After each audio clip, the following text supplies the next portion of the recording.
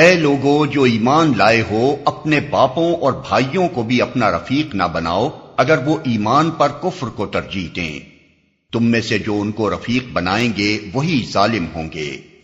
اے نبی کہہ دو کہ اگر تمہارے باپ اور تمہارے بیٹے اور تمہارے بھائی اور تمہاری بیویاں اور تمہارے عزیز و اقارب اور تمہارے وہ مال جو تم نے کمائے ہیں اور تمہارے وہ کاروبار جن کے ماند پڑ جانے کا تم کو خوف ہے اور تمہارے وہ گھر جو تم کو پسند ہیں، تم کو اللہ اور اس کے رسول اور اس کی راہ میں جہاد سے عزیز تر ہیں، تو انتظار کرو یہاں تک کہ اللہ اپنا فیصلہ تمہارے سامنے لے آئے، اور اللہ فاسق لوگوں کی رہنمائی نہیں کیا کرتا۔